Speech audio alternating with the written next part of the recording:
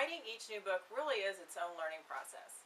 And as I celebrate the release of my third book and first middle grade novel, The Junction of Sunshine and Lucky, I'm looking back on the lessons I've learned from writing all three of my published books.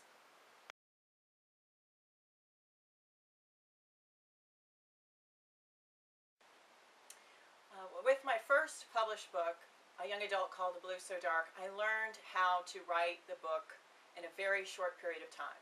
I got the idea for the novel 2 months from the deadline for a writing contest I wanted to submit to.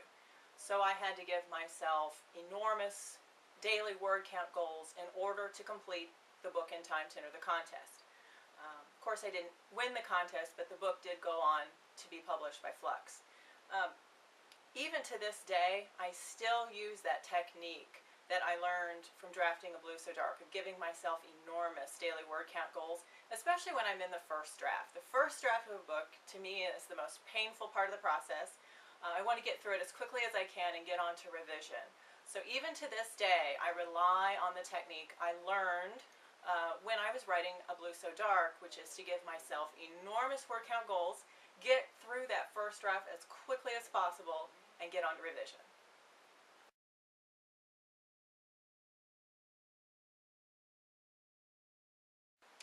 Those of you who read my debut, A Blue So Dark, know how much I love metaphorical writing, how much I love pretty turns of phrases. There are plenty of those in my second YA, Playing Hurt, but also when I wrote Playing Hurt, I had to flex a different muscle. The last time I revised the book before it was acquired, I realized my love story needed some depth. And in order to give it depth, I invented sports-related backstories for Chelsea and Clint both.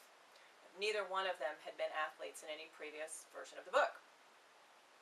And when I revised the book that last time, I felt I needed to depict Chelsea's last ball game in the opening chapter. And in order to do that, I had to describe a physical, action-oriented event as it was happening.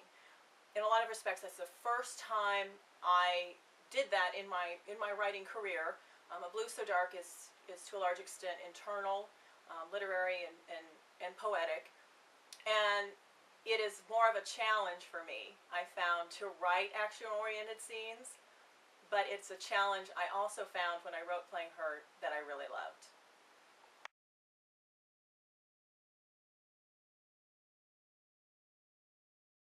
Writing and revising The Junction of Sunshine and Lucky taught me how to hang on to a character's voice. In many ways, The Junction of Sunshine and Lucky is the book I've revised more than any other in my career. I first drafted the book in 2005, and when I did, it was actually a picture book. But editors who saw that earliest version of the book thought that the concept of folk art was too advanced for picture book readers and encouraged me to turn it into a middle grade novel.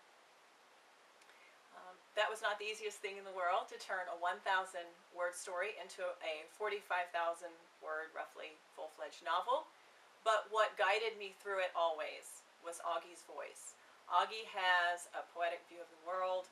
Augie speaks heavily in simile, which I felt was an important part of Augie's voice. It's the way Augie sees the world. She doesn't see the world as it literally is, but as it could be. And that's what allows her to reinvent junk into sculptures. And the book, even after it was turned into a novel, it went through several rounds of revision before I found an agent. Once I found an agent, it went through several more rounds of revision before it found an editor and a publishing house. And once it was acquired, it went through about 3 more rounds of global revision before it was sent to copy editing. And through all of those rounds of revision, what guided me through it was Augie's voice. And I learned from writing The Junction of Sunshine and Lucky that if you know your character's voice, if you hang on to that, that will guide you through any revision process, whether it's under development or not. Hanging on to that voice, that will guide you through revising the book.